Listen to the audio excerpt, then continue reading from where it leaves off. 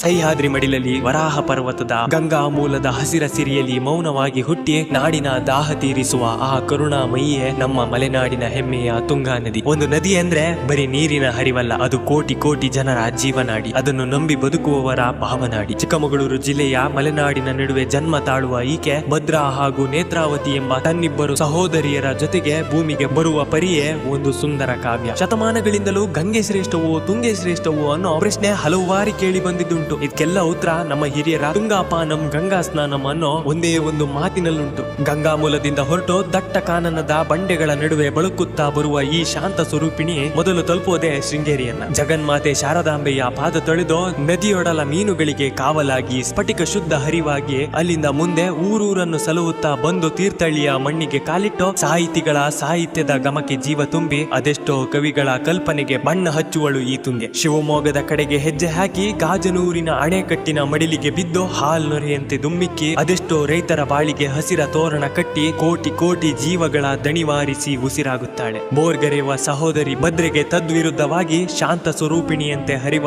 ಈ ತುಂಗೆಯ ಹುಟ್ಟಿನಿಂದ ಹರಿವ ಸ್ವಾತಂತ್ರ್ಯ ಪಯಣ ಕೇವಲ 147 ಕಿಲೋಮೀಟರ್ಗಳಷ್ಟು. ಆದರೆ ಅವಳು ಕೊಟ್ಟ ಬದುಕನ್ನು ಕಟ್ಟಿಕೊಂಡ ಜೀವಗಳು ಲೆಕ್ಕವಿಲ್ಲದಷ್ಟು. ತನ್ನಲ್ಲಿ ಎಷ್ಟೇ ಶಕ್ತಿ ಇದ್ದರೂ, ಜಗತ್ತನ್ನೇ ಕೊಚ್ಚಿಕೊಂಡು ಹೋಗುವ ಸಾಮರ್ಥ್ಯವಿದ್ದರೂ ತನ್ನ ಪಾಡಿಗೆ ತಾನು ಮೌನವಾಗಿ ಹರಿವ ಗುಣದ ಇವಳು ಶತಮಾನಗಳಿಂದ ಅದೆಷ್ಟೋ ಸಾಮ್ರಾಜ್ಯಗಳ ಏಳು ಬೀಳನ್ನು ನೋಡುತ್ತಾ ಮಲೆನಾಡಿನ ಮಕ್ಕಳನ್ನು ತಾಯಿಯಂತೆ ಸಲಹಿದ್ದಾಳೆ. ಕೊನೆಗೆ ಶಿವಮೊಗ್ಗದ ಕೂಡ್ಲಿಯಲ್ಲಿ ತನ್ನ ಪ್ರೀತಿಯ ಸಹೋದರಿ ಭದ್ರೆಯನ್ನು ಅಪ್ಪಿಕೊಂಡು ತುಂಗಾಭದ್ರೆಯಾಗಿ ಹೊಸ ಇತಿಹಾಸ ಬರೆಯುತ್ತಾಳೆ. ಅಲ್ಲಿಂದ ಮುಂದೆ ಆಂಧ್ರದ ಆಲಂಪುರದಲ್ಲಿ ಕೃಷ್ಣಾ ನದಿಯೊಂದಿಗೆ ಬೆರೆತು ಸಾಗರವನ್ನು ಸೇರುವ ಮುನ್ನ ಅದೆಷ್ಟೋ ಮನೆ ಮನಗಳ ಬೆಳಗುತ್ತಾಳೆ. ಕ್ಷಣ ಮಾತ್ರದಲ್ಲಿ ಎಂತದೇ ಶಕ್ತಿಯನ್ನಾದರೂ ಎದುರಿಸಬಲ್ಲ ತಾಕತ್ತಿದ್ದರೋ ಮಲೆನಾಡಿನ ಮಡಿಲಲ್ಲಿ ಶಾಂತವಾಗಿ ಹರಿವ ಈ ತುಂಗೆ ಕೇವಲ ನದಿಯಲ್ಲ, ಹಸಿರುಟ್ಟ ಮಲೆನಾಡ ಮಡಿಲಲ್ಲಿ ಜನಿಸಿ ತನ್ನೊಡಲಲ್ಲಿ ಸಿಹಿ ನೀರ ಅಮೃತವನ್ನಿರಿಸಿ ಮೌನವೇ ರಾಗವಾಗಿ ಕರುಣೆಯೇ ಅಲೆಯಾಗಿ ಶಾಂತತೆಯ ಮೂರ್ತಿಯಾಗಿ ಹರಿವಳು ತಾಯಿಯಂತೆ ಕಾವಲಾಗಿ. ಕಲ್ಲು ಬಂಡೆಗಳ ನೇವರಿಸುತ್ತ ಬಂದು ಪ್ರಕೃತಿ ಮಾತೆಯ ಪೂಜೆಗೈದು ಮಲೆನಾಡಿಗರ ಕಣ್ಣಲ್ಲಿ ಕನಸನ್ನು ಬಿತ್ತಿದಳೋ, ಕವಿಗಳಿಗೆ ಸ್ಫೂರ್ತಿಯಾದಳು, ರೈತರ ಬದುಕಿಗೆ ಬೆಳಕಾದಳು. ಕೂಡ್ಲಿಯಲ್ಲಿ ಭದ್ರೆಯ ಪ್ರೀತಿಯಿಂದ ತಬ್ಬಿ